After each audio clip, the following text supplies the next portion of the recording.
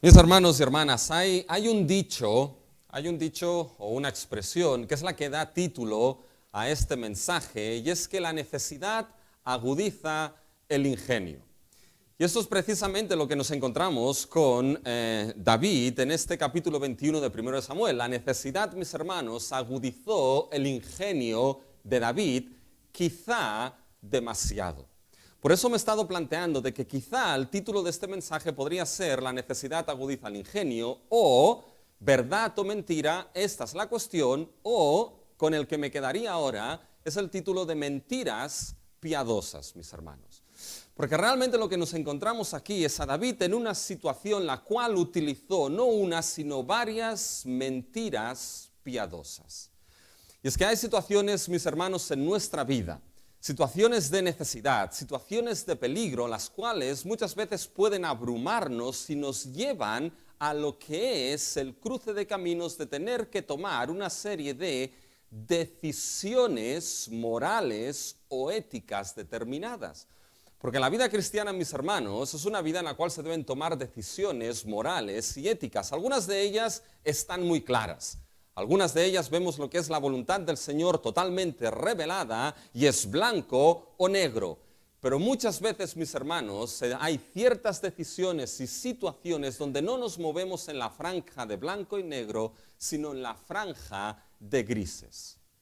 Y muchas veces hay situaciones donde nos ponen una serie de compromisos en decisiones morales donde tomar la verdad o la mentira para salir de esa situación son dos caminos que se nos presentan delante de nosotros.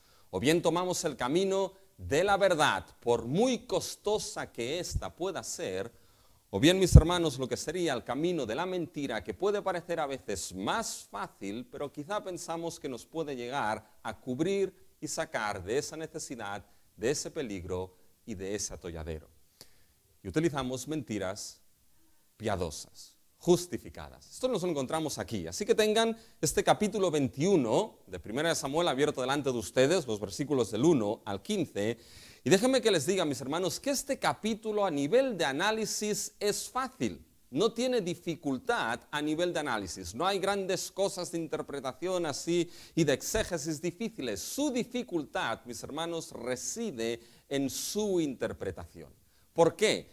Porque este capítulo pareciera que abre la puerta a la posibilidad de esas mentiras piadosas en la vida. Es decir, esas mentiras que se dicen o se hacen en situaciones de peligro, en situaciones de necesidad, y esas situaciones justifican la mentira piadosa. Era necesario esa mentira piadosa en base a la circunstancia o la situación que se está viviendo. Por tanto, la dificultad, mis hermanos, de este texto reside precisamente en eso, y tiene que interpretarse y utilizarse ese texto de manera correcta y con cuidado. La pregunta es aquí, ¿qué es lo que está haciendo este texto, mis hermanos, que parece justificar estas mentiras piadosas en la historia de David? Y es más, ¿qué está haciendo, mis hermanos, este texto dentro de todo lo que es la historia de la salvación? Y debo decirles que me he estado peleando con este texto para saber cómo explicárselo y cómo traérselo. Porque es un texto que debemos interpretarlo. Para interpretarlo bien, debemos tener presente tres textos más, los cuales nos dan la interpretación y la explicación de lo que aquí está sucediendo en 1 de Samuel, capítulo 21. Así que tendremos que tirar de tres textos más para interpretar este capítulo 21. Esto lo iremos viendo a lo largo del mensaje. Pero cuando entramos primeramente al contexto inmediato del texto, mis hermanos, nos damos cuenta de que se nos presenta una necesidad urgente en la vida de David y un peligro urgente en la vida de David. Los primeros 9 versículos se nos presenta la necesidad urgente en la vida de David, que lo puso en ese compromiso, mis hermanos, de utilizar la mentira por encima de la verdad. Y los versículos del 10 al 15 nos damos cuenta de un peligro urgente, un peligro que acechaba la vida de David y que lo puso también en ese compromiso entre la verdad o la mentira.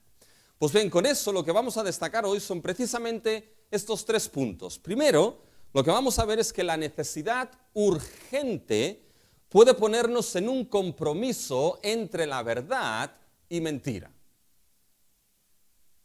No, este no es. Este saca, que esto no es. No, esto no. Muy bien. No sé dónde sale esto, pero esto será otro mensaje. ¿Ya? Así que si no me cambien el mensaje ahora, que si no tengo problemas. ¿Ya? Piensa, mis hermanos, voy a intentar entonces repetírselo bien. El primero es la necesidad urgente. La necesidad urgente puede ponernos en un compromiso entre la verdad y la mentira. Segundo, el peligro urgente puede ponernos en un compromiso entre la verdad y la mentira. Y tercero, el cumplimiento en Cristo de ese compromiso entre la verdad y la mentira. Hoy el bosquejo es muy fácil, mis hermanos, así que no necesitan hoy pantalla. Es muy fácil porque siempre es el mismo. Voy a hacer las mismas preguntas en casi todos los puntos. Vamos al primero. Lo que es esa necesidad urgente que puede ponernos en la vida en ese compromiso entre verdad y mentira. Y aquí hay una pregunta. ¿Qué compromiso puede darse en esa necesidad urgente? Y el compromiso es el compromiso de escoger la mentira por encima de la verdad. Fíjense, esto lo vemos en los primeros 9 versículos. Y si nos damos cuenta, mis hermanos, del contexto inmediato, lo que está sucediendo en esos primeros versículos, 9 versículos, es que, mis hermanos, David mintió, mis hermanos. David lo que dijo fue una mentira piadosa a ese sacerdote, Ahimelech. Por tanto, esto es lo que nos encontramos aquí. Y lo dijo por necesidad. Lo vamos a ver. Ahora bien, sin el ansia de justificar la mentira de David, que la veremos, uno puede entender, mis hermanos, por qué David actuó como actuó. Uno puede entender a David. Uno puede hasta cierto punto simpatizar con David, con su situación y con su mentira, mis hermanos. ¿Por qué? Porque debemos tener presente de dónde venimos en el contexto de David. Y van a darse cuenta de que David estaba viviendo una situación donde le caían una gran cantidad de cosas encima que llegaron hasta cierto punto a abrumar a David. Y acuérdense que venimos del capítulo 19 y del capítulo 20. ¿Y qué nos encontramos en el capítulo 19? En el capítulo 19 se vio claro, mis hermanos, que ya Saúl de manera pública hace público que quería matar a David y acabar con su vida. Y en el capítulo 20 nos damos cuenta, y lo vimos la semana pasada, de ese pacto que hicieron David y Jonatán. Ese pacto que era un pacto protector, acuérdense. Ese pacto cuya intención era una intención salvadora, de proteger, de guardar, de salvaguardar tanto a Jonatán, pero principalmente a David. Y con ese pacto, mis hermanos, cuando de manera clara se ve que ya Saúl quería acabar realmente con la vida de David, David entonces podía irse en paz. Podía irse en paz o huir en paz. ¿Por qué? Porque en ese pacto entre David y Jonatán, David estaba entonces seguro de que Jonatán no se volvería contra él y le clavaría un puñal por la espalda para hacerse con el trono que él supuestamente era el heredero legítimo del reino como hijo de Saúl. Por lo tanto, David podía irse en paz porque había un pacto con una intención salvadora y protectora entre David y Jonatán. Podía irse en paz, pero una paz costosa. Una paz que les costó a ambos amigos el tener que separarse. Acuérdense del final del capítulo 20. Es un final tristísimo, mis hermanos. Los amigos se separan y los amigos lloran. Y David lloró más. Fue una paz costosa, mis hermanos. Ahora bien, fíjense, aun y cuando había este pacto de salvación, ese pacto de protección, la realidad del peligro de la muerte seguía estando presente y real en la vida de David. Eso no había desaparecido. Saúl todavía quería acabar con la vida de David. Por tanto, ¿qué hacía esto? Hacía que David tuviese que huir. Ahora empiecen a ponerse un poquito, mis hermanos, en las sandalias de David. ¿En qué situación se encontraba David? Tenía igualmente que huir. Y evidentemente, mis hermanos, no podía volver a su casa en esta huida. Estaba en lo que era la piedra de Ethel, si se acuerdan. Ahí es donde Jonathan le dijo, ve a la piedra de Ethel y entonces yo tiraré las flechas ahí y esto será nuestro código para saber si te quedas o te vas. Por tanto, David estaba en la piedra de Ethel y en esa huida no podía volver a su casa, mis hermanos. No podía irse a la casa de su padre, Isaí, ¿para qué? Para coger suministros. No podía volverse para coger alimentos, para coger suministros, para coger agua, para coger algunos frutos secos y barritas energéticas en caso de que la huida y el viaje fuese largo. No podía hacer eso, mis hermanos. Tampoco podía volver a lo que era, en cierta manera, el palacio real. ¿Por qué? Porque si volvía al palacio real y lo pillaban, ¿qué es lo que pasaba con David?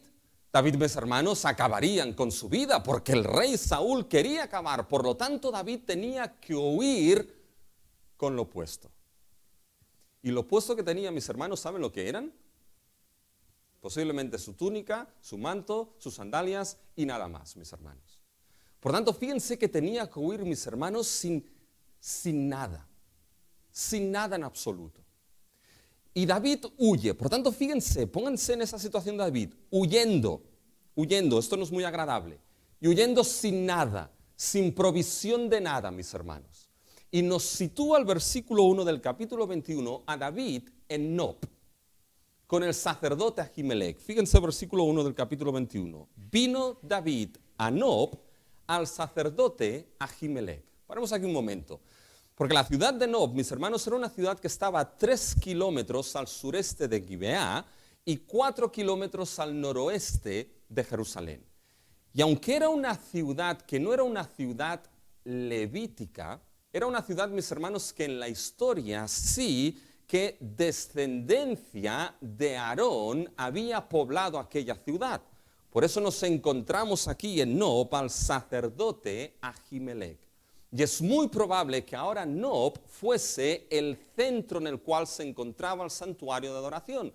Porque aprendimos en 1 Samuel que el santuario se encontraba ¿dónde? Se hacen un poquito de memoria, mis hermanos y hermanas, se encontraba en Silo, ¿se acuerdan? Estaba en Silo y los sacerdotes que se encargaban ahí, ¿quiénes eran? Eran Elí, que ya era mayorcito, y sus hijos buenos, justos y perfectos. ¿Se acuerdan de Ofni y Fineas, mis hermanos? Aquellos que no tenían ningún tipo de consideración ni por el sacerdocio ni por el ministerio. ¿Y qué es lo que hizo Dios? Dios acabó con lo que era la casa de Elí. Dios quitó el arca básicamente de allí y es muy probable que los filisteos destruyesen Silo, aquella ciudad. Por tanto, ahora nos encontramos que aquí Nob, hasta cierto punto, es ese centro de adoración y ese santuario en el cual se dirige David. Por eso nos encontramos ahí un sacerdote. Pero ¿saben qué, mis hermanos? Las cosas no pintan muy bien aquí, de entrada, por dos motivos. Primero, fíjense, porque se dirige al sacerdote Ahimelech. ¿Y saben quién eran, mis hermanos, Ahimelech? Ahimelech era hermano de Ahías, que Ahías era sacerdote cercano a Saúl. Y aparte era nieto de Elí, el que se descogotó, mis hermanos, ¿ya? De Elí. Por tanto dice, de Elí ahí el sacerdocio no va muy bien, y aparte cercano, ya hermano de Ahías, que es sacerdote cercano a Saúl. Es decir, es como si David se estuviese poniendo en un sitio que dices, bueno, las cosas no pintan muy bien aquí, pero ¿saben por qué no pintan bien? Por una segunda cosa, mis hermanos. Porque Ahimelech notó algo extraño en la venida de David. Fíjense el versículo 1, a mitad. Y se sorprendió Ahimelech de su encuentro. Bien, esa palabra se sorprendió, en realidad no es se sorprendió. En realidad, mis hermanos, es que tuvo temor de la venida de David. El verbo que aparece ahí no es sorprenderse, es temer. Cuando Ahimelech vio a David llegar, tuvo temor de la llegada de David. ¿Por qué tuvo temor? Bueno, la Biblia no nos lo dice claro, no nos especifica por qué tuvo temor, pero es muy probable, mis hermanos, que Ahimelech reconociese a aquel que le venía, reconociese a David. ¿Por qué? Porque cuando vamos al capítulo 22, que Ahimelech tiene una conversación con Saúl, fíjense en el versículo 14 lo que Ahimelech dice a Saúl. Del capítulo 22 dice, entonces Ahimelech respondió al rey y dijo, ¿y quién entre todos tus siervos es tan fiel como David? Y ahora fíjense, yerno también del rey que sirve a tus órdenes y es ilustre en tu casa. Es decir, Ahimelech tenía claro que David, ¿quién era? David no era un don nadie. David era yerno del rey. ¿Con quién se había casado? ¿Quién era la esposa de David? Mical. Están atentos a los mensajes, mis hermanos. Mical. Por tanto, era yerno del rey. Y ahora aquí se presenta el yerno del rey y Ahimelech dice, el yerno viene. Y cuando el yerno viene, algo quizá importante hay. Pero el tema que no cuadraba a Ahimelech, ¿saben lo que era? De que si ese David, el yerno del rey, era ilustre y estaba a las órdenes de ejércitos de Saúl, era comandante importante en los ejércitos de Saúl, ¿qué es lo que hace este David viniendo solo aquí a Nob? Fíjense, mis hermanos, el versículo 1. Y se sorprendió a Ahimelech de su encuentro y le dijo, ¿cómo vienes tú solo y nadie contigo? ¿Se dan cuenta? Ahimelech empieza a decir, es que aquí hay algo que no cuadra. Aquí hay algo que huele mal. Y mis hermanos, esa situación es la que pone en alerta a David. Esa situación de poder descubrirse en la vida de David la situación crítica en la cual se encontraba. Y aquí, frente a esa necesidad y ese peligro de que se descubra la situación, entra el dilema ético y moral. ¿Qué va a escoger David? ¿La verdad, por costosa que sea? Porque la verdad cuesta. ¿O va a escoger el camino ancho y de perdición? Va a escoger, mis hermanos, la mentira para cubrir, vamos a ver, esa necesidad por el camino supuestamente más fácil y más efectivo. ¿Verdad o mentira? Ser o no ser, esta es la cuestión. ¿Y saben qué escogió David, mis hermanos? Lo saben. La mentira piadosa. Pero qué mentira, mis hermanos. Anda la historia que se montó David, mis hermanos. Digna de premio Nobel. Fíjense, mis hermanos, lo que David empieza a decir. Le da una mentira piadosa. Y fíjense los versículos del 2 al 3 en adelante. Dice, y respondió David al sacerdote Ahimelech. Escuchen bien, dice, el rey me encomendó un asunto y me dijo, nadie sepa cosa alguna del asunto a que te envío. Y lo que te he encomendado, y de lo que te he encomendado. Y yo les señalé a los criados un cierto lugar. Fíjense, mis hermanos, cómo David inventa la historia aquí. Bueno, es que el rey me ha encomendado un asunto, pero un asunto que nadie tiene que saber nada. Nadie. Secretismo. Y aparte de los criados, es decir, el ejército que va conmigo, mis siervos, los criados, yo los he señalado un cierto lugar. ¿Saben? El original es mucho más incierto que no solamente un cierto lugar. El original está diciendo, yo les he señalado un lugar por ahí, un lugar por ahí. ¿Ya? Fíjense que David, mis hermanos, está siendo impreciso de manera consciente. Es como cuando uno se le acerca a alguien y le dice, no, es que tal persona me ha dicho tal cosa. Ya. ¿Y qué te ha dicho tal persona? No, es una cosa que me ha dicho, pero que es que no puede decirse, no puede saberse. Ya. ¿Y quién te lo ha dicho? No, me lo ha dicho una persona que tú sabes, la conoces, pero bueno, me lo ha dicho tal persona. Para decirle, bueno, pero ¿qué te ha dicho? ¿Quién es esa persona? Dímelo claro. Si vienes y me lo dices es para que me lo digas claro, pero no montes este secretismo y esa incerteza de manera consciente, mis hermanos. Y eso es lo que nos encontramos aquí con David. Algo me ha encomendado que nadie sepa nada. Los he enviado a tal lugar, era para decirle, pero ¿qué te ha dicho? ¿Qué te ha encomendado? ¿Qué hombres? ¿Qué lugar? Mis hermanos, muchas veces saben que las mentiras, grandes, pequeñas o piadosas, las mentiras, mis hermanos, se pillan muchas veces por el secretismo consciente en ellas y por la imprecisión consciente en ellas, mis hermanos. No, me han dicho es una cosa por ahí, ¿ya?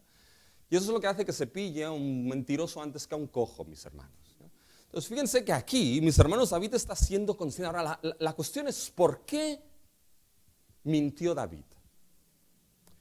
¿Y saben por qué mintió David, mis hermanos? La respuesta es el versículo 3. Ciertamente, mis hermanos, había una situación de que se podía descubrir la situación real de David. Pero David mintió para cubrir una necesidad. ¿Recuerdan que huyó sin nada? Bueno, fíjense ahora el versículo 3. Después de montar su narración, mis hermanos, dice, ahora pues, ¿qué tienes en mano?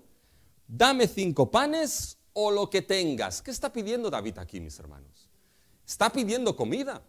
Mis hermanos, no tenía nada. Estaba ahora con el sacerdote que podía descubrir su situación, pero la necesidad urgente es que David no tenía nada que comer, mis hermanos. Y en esa situación de necesidad urgente, para que no se descubriese cómo estaba, David optó, ¿por qué? Por mentir para cubrir esa necesidad. Pensó que la mentira sería el camino para cubrir esa necesidad. ¿Saben qué? Hubiese sido igual de fácil decir la verdad. Creo que hubiese sido más fácil, porque con la mentira tenía que montarse la historia, de ahí los huecos, ya en tal sitio, tal cosa, no tengo tiempo para montar una narrativa y una narración, que hoy está muy de moda montarse narrativas y narraciones. ¿Ya?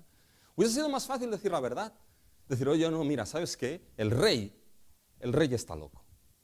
Y que, bueno, esto no sé si lo diría así, ¿no? El rey quiere matarme y por eso he tenido que huir. Y vengo aquí y no tengo nada. Por favor, dame algo. ¿No hubiese sido eso más fácil, mis hermanos? ¿Por qué no lo dijo? ¿Saben por qué? Porque hubiese sido quizá más fácil, pero más costoso. Quizá, mis hermanos, diciendo la verdad, eso le hubiese costado algo en su vida. Quizá le hubiese costado que Ahimelech, siendo pariente en cierta manera del hermano de Saúl y nieto de él y todo esto, se lo hubiese dicho a Saúl, mis hermanos, oye, este a quien quieres matar está aquí. Y mis hermanos, es que la verdad va a tener coste en la vida de uno sí o sí. Y muchas veces la verdad es difícil tomar ese camino, sobre todo en la vida cristiana. ¿Saben por qué? Porque esa verdad va a tener coste sí o sí en nuestra vida. Y aquí David, mis hermanos, lo que hizo fue optar por esa mentira piadosa para cubrir esa necesidad. Bien, ahora déjenme, mis hermanos, que haga un salto en el texto, ¿eh? Porque quiero que vean cómo esa mentira sigue creciendo. Es como esa bola de nieve que va creciendo, mis hermanos, ¿eh? Fíjense, hago un salto, aunque volveré a ello. ¿Qué es lo que le dice a Ahimelech? No hay pan. Bueno, sí que hay pan, pero el único pan que hay, ¿cuál es? Es el pan, mis hermanos, que se pone en la mesa de la proposición, es decir, no tengo pan común. Fíjense el versículo 4, y el sacerdote respondió a David y dijo, no tengo pan común a la mano, solamente tengo pan sagrado. Ese es el pan, mis hermanos, que en Levítico 24, los versículos del 5 al 9, se nos dice que son esos 12 panes que se ponían en la mesa de la proposición que estaba en el lugar santísimo y que eran panes que la ley misma, y eso es muy importante, la ley misma determinaba que solamente podían ser para alimento de ¿quién? Solamente podían ser para alimento de Aarón, de sus hijos y de los sacerdotes. Nadie más podía comer esos panes. Por tanto, esto genera un problema aquí. Dice, no hay pan común, solamente hay pan sagrado, consagrado. Pero, viene al final del versículo 4, pero lo daré si los criados se han guardado a lo menos de mujeres. Es decir, Ahimelech, y llegaremos aquí, parece mostrar que puede hacer una excepción para dar ese pan y cubrir la necesidad de David. ¿Se dan cuenta? ¿Por qué? Ya lo veremos más tarde, mis hermanos. ¿Ya? Pero fíjense que parece ser que le va a dar el pan. Solamente le pide una cosa, que los criados se hayan guardado de mujeres. Es decir, en el Antiguo Testamento había varias maneras, en varios casos, de mantenerse puro. Y uno es que no hubiese tenido contacto sexual o relación sexual con mujeres. Dice, si esto ha sido así, voy a dar el pan. Bien, ¿qué responde, mis hermanos, aquí David? Bueno, como ya ha empezado con su mentira, mis hermanos, pues empieza a hacer la mentira grande. ¿Y qué les dice? Déjenme que parafrasee así. Hombre, Por supuesto, aunque el camino ha sido duro y ha sido profano, pero oye, los muchachos se han guardado de toda mujer, los criados se han guardado de toda mujer porque las mujeres han estado lejos de nosotros, tan lejos como que no había mujeres, mis hermanos, porque no había muchachos ni criados, porque este hombre estaba solo aquí. ¿Qué criados? ¿Qué muchachos? ¿Qué mujeres? Bueno, fíjense, mis hermanos, que se monta básicamente la historia aquí y sigue con su mentira. Y es que, mis hermanos, ¿saben qué? Una mentira solamente se cubre con otra mentira. Es decir, una mentira no quita otra mentira, mis hermanos. Solamente la verdad quita la mentira. Pero una mentira se cubre con otra mentira. Yo recuerdo una película de cuando era joven, de Jim Carrey, El mentiroso compulsivo, mis hermanos, que es un abogado, ¿ya? Es un abogado que lo que hace el abogado, no porque lo hagan los abogados, pero porque lo hace el abogado, mis hermanos, no para de mentir. Miente en todo momento, miente a todo tiempo, una mentira tras la otra, y dice una y para cubrir esta dice otra y todavía más gorda, hasta que llega el cumpleaños de su hijo. Y evidentemente no puede ir al cumpleaños, ¿y qué le dice a su hijo? Pues le monta también una mentira. El hijo, que no es tonto, en el deseo de cumpleaños sopla las velas y pide que su padre no pueda mentir, creo que es por un día.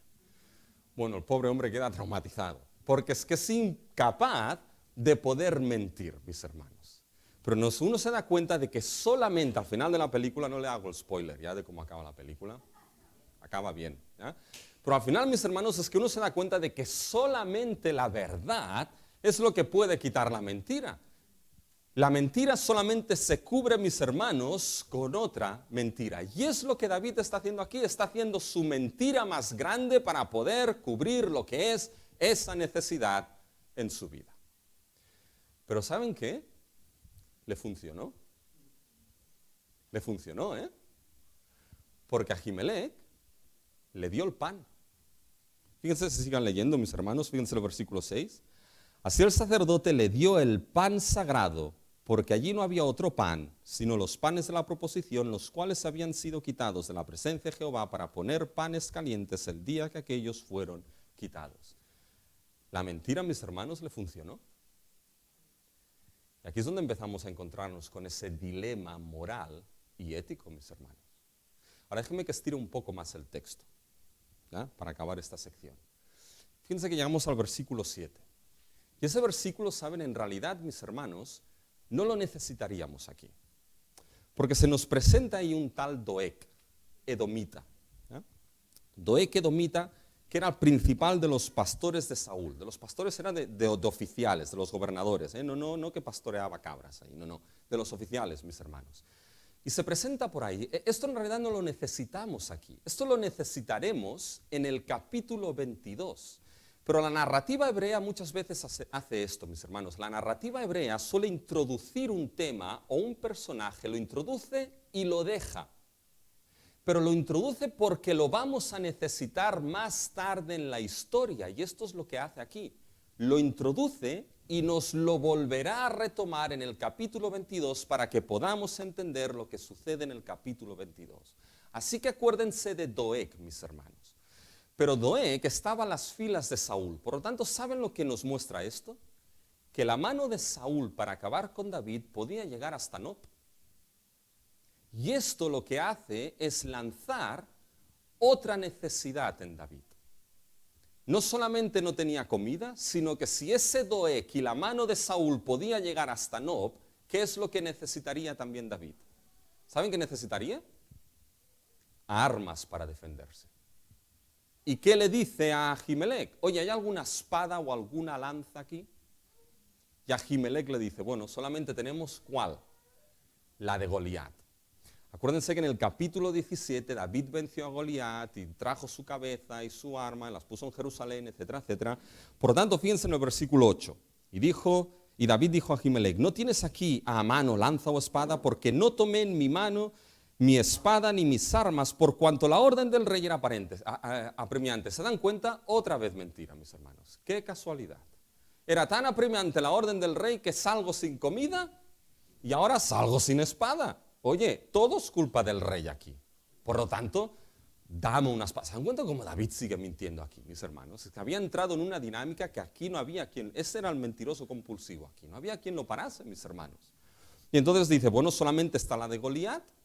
legítimamente podía David tomarla, porque él era quien había vencido y se había depositado ahí, y David dice, no hay otra como esa, dámela.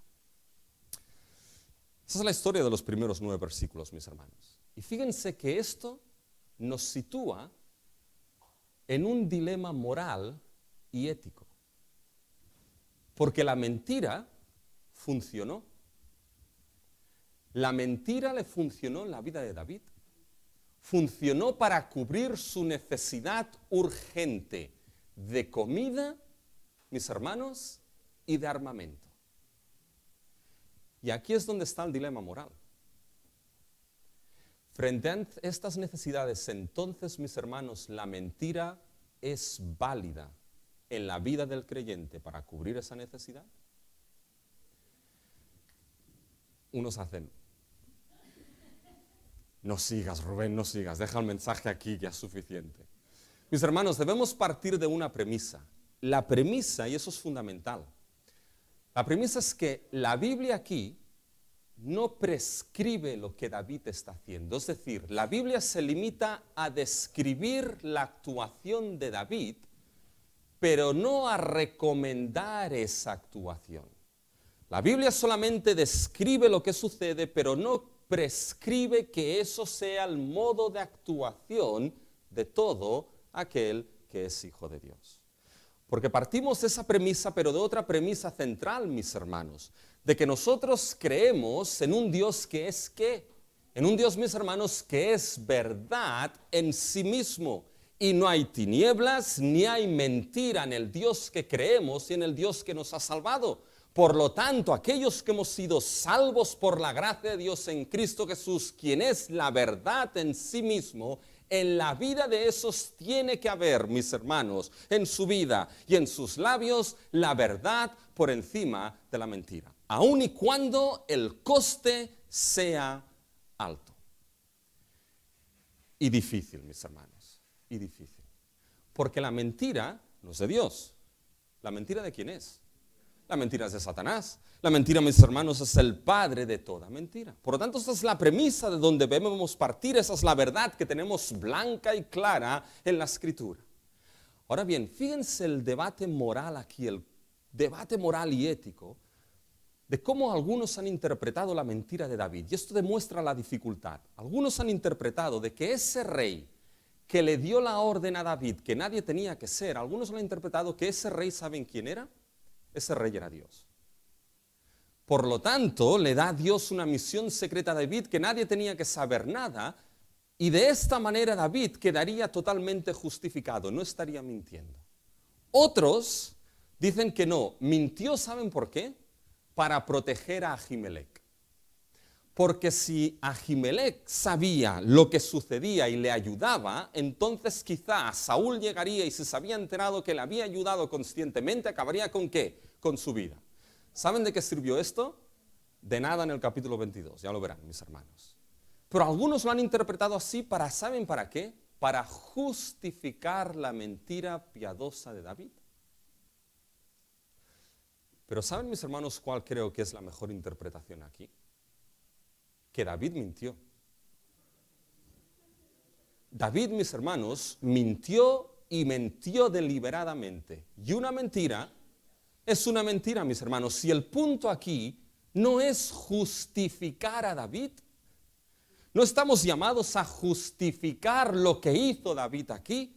El punto, mis hermanos, es mirar que aquí David que mintió y ya se nos cae del pedestal, mis hermanos, aquí se nos muestra que no es a David a quien tenemos que mirar, que no es a David a quien tenemos que imitar, que tenemos que mirar e imitar a un David mucho mayor, a un David que en su vida no mintió ni una sola vez, a un David que no se halló engaño en su boca, a un David, mis hermanos, que siempre dijo la verdad y por eso querían matarle aún y el coste de esa verdad en su vida. A un David que dijo, yo soy el camino, la verdad y la vida, y este es nuestro Señor Jesucristo.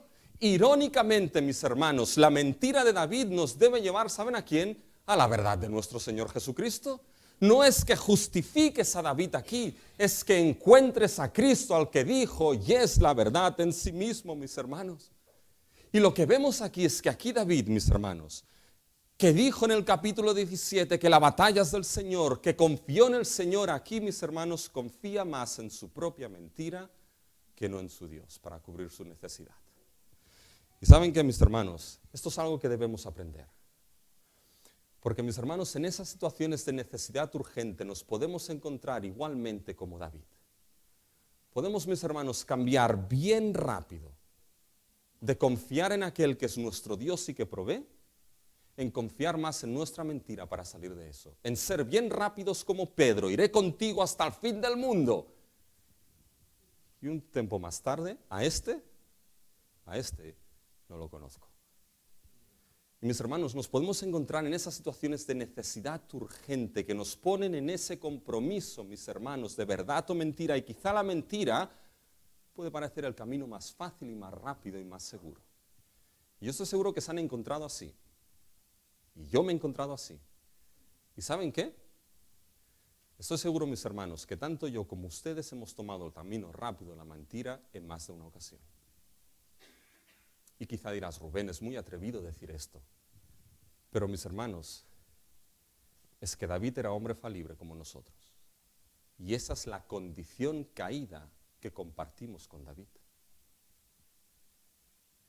Y mis hermanos, en esos compromisos, tomar el camino de la mentira, ¿saben en realidad lo que supone? Supone una desconfianza en la fe del Evangelio y en la superioridad de Cristo Jesús. Porque cuando hacemos la siguiente pregunta, ¿qué solución hay a ello entonces en esas situaciones? La solución que hay es actuar en base al Evangelio y la superioridad de Cristo. Esa es la solución. Y me dirán, bueno, Rubén, ¿dónde ves esto? Bueno, ahora tenemos que tirar de uno de los textos que nos interpreta esto. Pero antes, mis hermanos, vamos al tema de por qué Ahimelech le dio los panes a David. Porque se los dio. Solamente eran ¿para quién esos panes? Para los sacerdotes. Pero Ahimelech se los dio. Y parece que hay dos motivos por los cuales se los dio. Porque, mis hermanos, la ley que el Levítico estableció, que esos panes eran solamente para los sacerdotes, vemos que la ley también en ciertos casos establecía ciertas excepciones. Por ejemplo, los sacerdotes en el día de reposo estaban exentos de no trabajar. Por eso los pastores trabajamos los domingos. Mis hermanos estaban exentos de no trabajar, podían servir en el templo aun y cuando fuese día de reposo. Si tenía que ejercerse la circuncisión y era día de reposo, eso podía ejercerse. Y ahora viene algo importante. Si había algún animal o alguna persona que su vida estaba en peligro en día de reposo, la ley permitía que se hiciese la excepción, mis hermanos, de trabajar para salvar y preservar y proteger la vida de ese animal o de esa persona, mis hermanos. Por tanto, fíjense que la ley permitía esa excepción cuando había en cierta manera una consideración de un nivel mayor. Eso es la protección y la preservación de la vida. Eso tenía, mis hermanos, preeminencia y preferencia. ¿Se dan cuenta?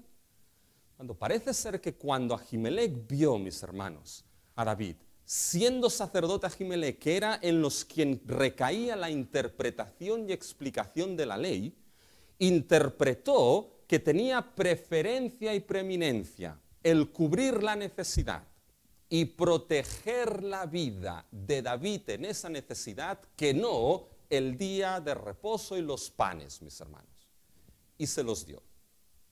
¿Me siguen? Pero parece que hay otro motivo, y ese es el importante. Se lo dio por quién era aquel que lo pedía. Porque no lo pedía un cualquiera. ¿Saben quién lo pedía? Lo pedía David, yerno del rey, futuro rey del pueblo de Israel. Y por quien lo pedía, se lo dio. Y no le cayó un rayo del cielo a Ahimelech. Es como si Dios permitiese y proveyese para su rey.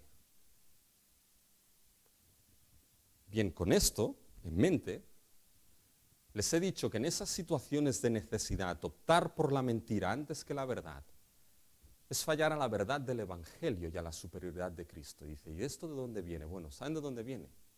Porque Cristo mismo nos interpreta esa sección. Cuando vamos a los evangelios, los 3 evangelios sinópticos, Mateo, Marcos y Lucas, mencionan lo que sucede aquí con los panes de la proposición.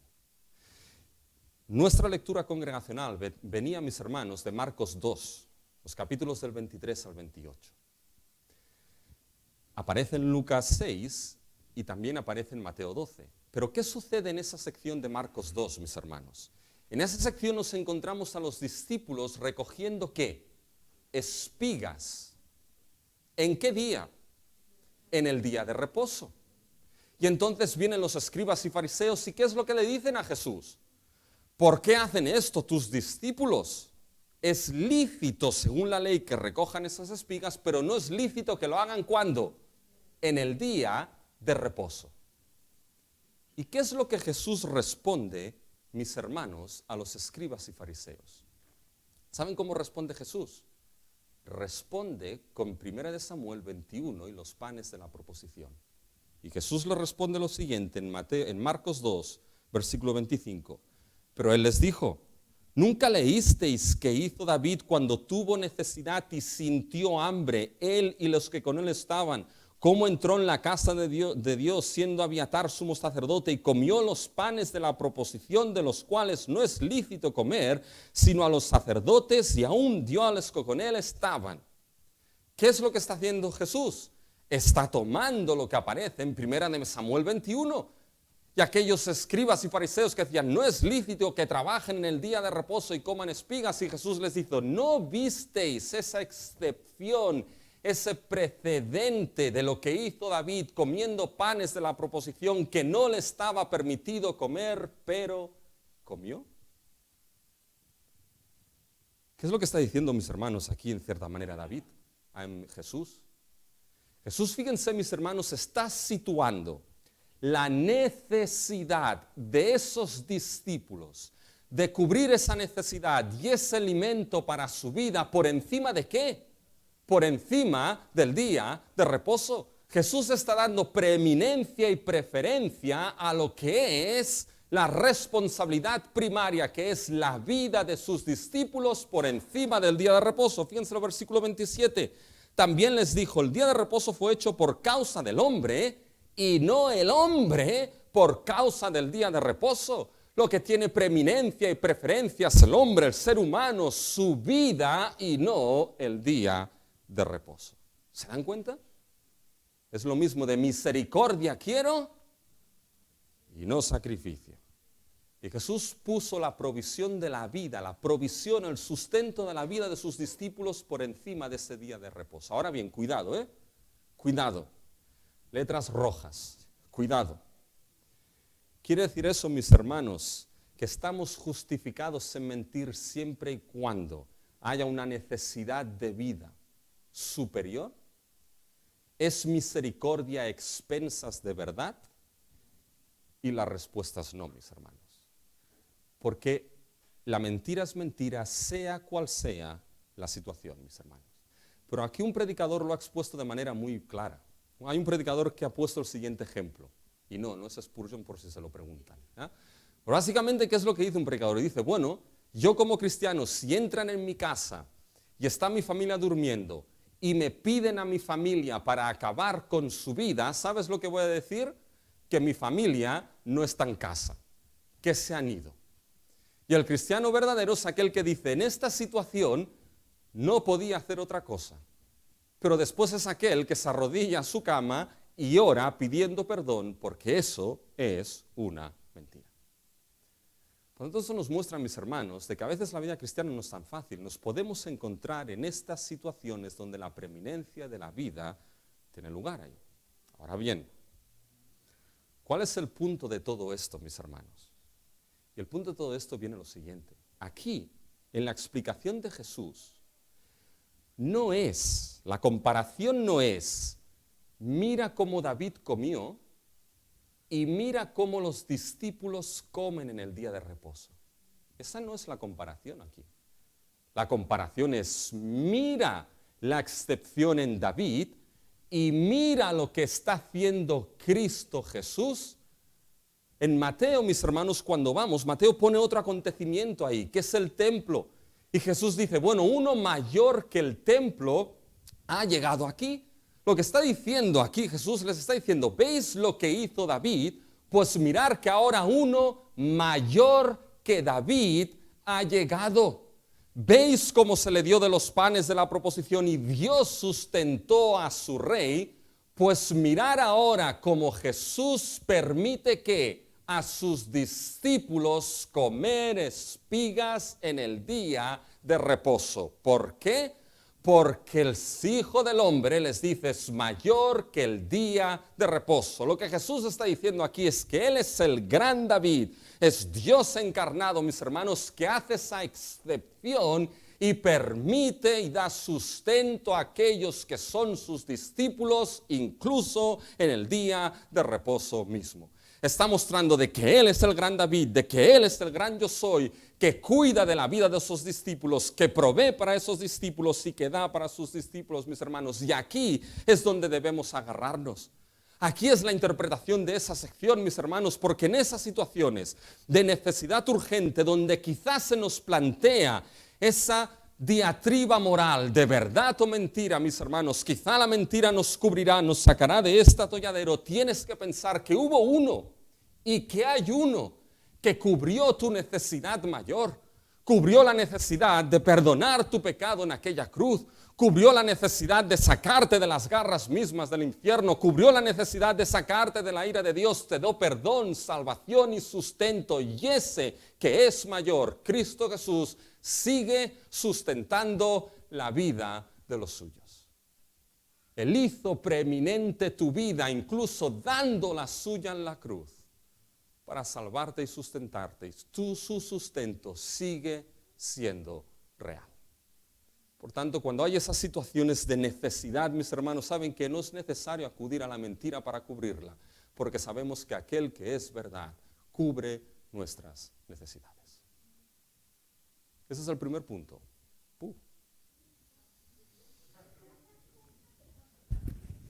Ya. Segundo punto, mis hermanos. El peligro urgente. Mira, ahora sí que sale. A buena hora. El peligro urgente, mis hermanos, que puede ponernos precisamente en ¿qué? En un compromiso entre la verdad y la mentira. Y la misma pregunta, ¿qué compromiso puede haber? Fíjense, un compromiso de escoger la mentira para salvarnos. Y esto lo vemos a partir del versículo 10 al 15. Fíjense que aquí se lo puedo explicar rápido esto, mis hermanos, porque ¿qué es lo que sucede aquí? Ahora, la situación no es una necesidad urgente, ahora es un peligro urgente. Porque a partir del versículo 10, fíjense que se levantó David y fíjense dónde fue. Y levantándose David aquel día, huyó de la presencia de Saúl y se fue a Aquis, rey de Gat. Paren aquí, ¿dónde se fue David, mis hermanos? Aquis, rey de Gat. Bien, ¿saben quién era de Gat, mis hermanos? Goliat era de Gat.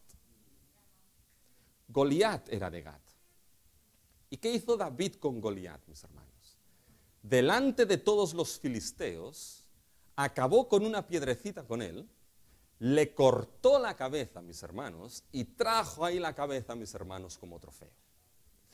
Y ahora David se va a Aquis, rey de Gat.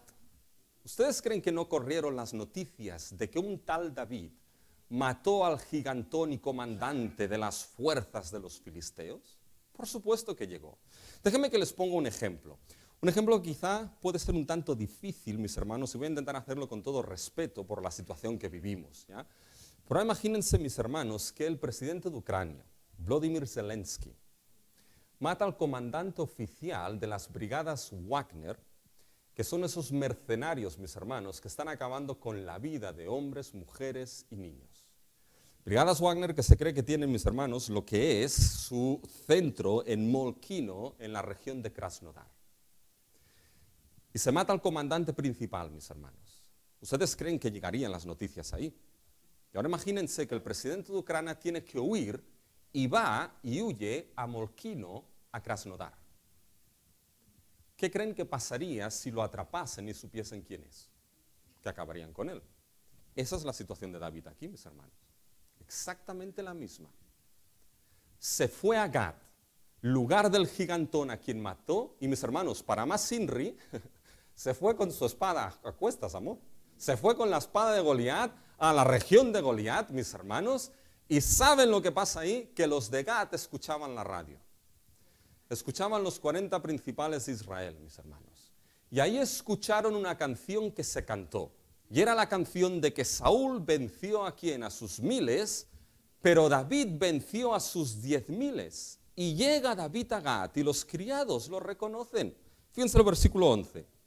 Y los siervos de Aquis le dijeron, ¿no es este David el rey de la tierra? ¿No es este de quien cantaban en las danzas diciendo, hirió Saúl a sus 1000 y David a sus 10,000? Y cuando esto se dice a David entra en pánico. ¿Se dan cuenta del peligro? Entra en pánico. Fíjense el versículo 12. Y David puso en su corazón estas palabras y tuvo gran temor de Aquis, rey de Gat. David temió por su vida. Ahí estaba el peligro. Si me pillan, mi vida se acaba. Son esas situaciones donde la vida de uno, mis hermanos, corre riesgo. Y otra vez entramos en el dilema moral. Antes por necesidad, ahora por peligro. ¿Verdad o mentira? ¿Qué escoge David aquí, mis hermanos? Y escoge un guión de Hollywood impresionante. Porque hace una interpretación, mis hermanos, se hace claramente, literalmente, el loco. Pero loco de una manera impresionante. Fíjense los versículos 12 y 13. Y David puso su corazón estas palabras y tuvo gran temor de Aquis, rey de Gat, y cambió su manera de comportarse delante de ellos. Y se fingió loco entre ellos. Y ahora fíjense, y escribía en las portadas de las puertas. Es decir, se transformó en el grafitero principal de Gat, mis hermanos. Grafiteando todo Gat. Y después fíjense, y dejaba correr la saliva por su barba. Pero pónganse esta imagen en mente, mis hermanos.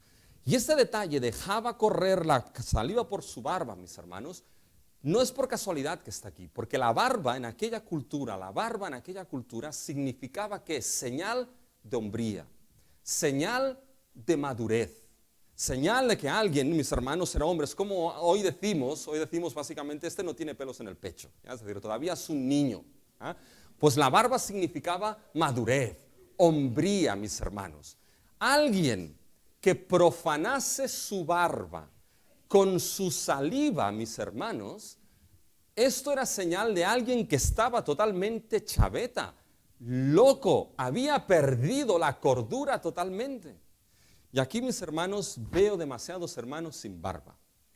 Así que la semana que viene todos con barba, porque el único hombre maduro aquí es Christoph, ¿ya? Que es el único que lleva barba, mis hermanos, ¿ya? Así que fíjense, esa era la idea aquí. La idea, mis hermanos, es que hizo esto para volverse, dar esa imagen de loco. ¿Y saben qué? Le funcionó. Le funcionó. Fíjense el versículo 14. Y dijo Aquis a sus siervos, he aquí veis que este hombre es demente, ¿por qué me lo habéis traído a mí? ¿Acaso me faltan locos? Me encanta esto. ¿Acaso me faltan locos? ¿Cuántos locos debería haber en Gat, mis hermanos? Que aquí va Aquis y dice, ¿acaso me faltan locos para que hayáis traído a este que hiciese de loco delante de mí? ¿Había de entrar este en mi casa? Le funcionó, mis hermanos. Le funcionó, mis hermanos, la mentira. Quizá aquí David podía salir, qué bien lo he hecho. No contaban con mi astucia. Ah, los de Latinoamérica saben de dónde viene esto. No contaban con mi astucia. Pero mis hermanos, Dios lo vio. Dios lo sabía. ¿Y saben qué es lo más triste de esto, mis hermanos? Aquí está la tristeza. Fíjense lo que dice el versículo 12 al final. Tuvo gran temor de Aquis, rey de Gat. Tuvo gran temor de Aquis, rey de Gat. Mis hermanos, este es el David que en el capítulo 17 se enfrentó con Goliat, que le pasaba por encima de la cabeza no sé cuántos pies. Un guerrero entrenado desde la juventud para la guerra. Y ahí David no tuvo temor de Goliat. ¿Saben por qué? Porque David fue a Goliat creyendo y confesando algo, de que Dios te entregará en mis manos, de que hoy toda la tierra conocerá de que hay Dios en Israel, de que la congregación de Israel conocerá que Dios no salva con espada y lanza, porque la batalla es de Jehová. Se enfrentó a Goliat sabiendo que Dios era el Dios de su salvación y no temió. Y ahora aquí teme a un pequeño rey. ¿Por qué? ¿Había cambiado Dios? ¿Había dejado de ser el Dios de su salvación? ¿Se había apartado de él? Dios no había cambiado, mis hermanos. David había cambiado. Y fue la situación de peligro lo que hizo que David, mis hermanos, perdiese el punto de vista de que Dios es Dios de su salvación para confiar más en sus recursos y su mentira para salvarse, mis hermanos. Y saben que en estas situaciones, mis hermanos, podemos encontrarnos nosotros. Que cuando hay peligro en nuestra vida, perdemos plenamente la visión de que hay uno que es Dios de nuestra salvación. De que Él pelea las batallas para nosotros, de que Él, mis hermanos, es el que nos salva, mis hermanos. Por lo tanto, ¿qué solución hay en esa situación? Fíjense, y con esto tengo que ir ya, en 3 minutos termino. La solución es bien fácil, ¿saben cuál es? No olvidarse que Dios es nuestro Salvador. Fíjense, mis hermanos, ¿cómo interpretamos esta sección de la locura de David? David escribió 2 salmos, el Salmo 56 y el Salmo 34. Y los escribió cuando sucedió esto. El Salmo 50, no los vamos a ver todo, pero el Salmo 56 le da ese título David. Al músico principal sobre la paloma silenciosa, en paraje muy distante, Mictam de David, cuando los filisteos le prendieron en Gat. Cuando estaba en peligro. Y David escribe un salmo cuando estaba en esa situación de peligro en Gat, pero David también en este salmo escribió, esto sé que Dios está por mí. David entendió que no fue su astucia lo que le salvó, fue su Dios. Y escribió un salmo de alabanza. Vayan al Salmo 34, mis hermanos, que es nuestra lectura del llamado de alabanza en el día de hoy. Y fíjense el Salmo 34. Salmo de David, el título, cuando mudó su semblante delante de Abimelech, y él le echó y se fue. Bendeciré a Jehová en todo tiempo, su alabanza estará de continuo en mi boca, en Jehová se gloriará mi alma, lo oirán los mansos y se alegrarán, engrandeced a Jehová conmigo y exaltemos aún a su nombre. Busqué a Jehová y él me oyó y me libró de todos mis temores. ¿Por qué un salmo de alabanza?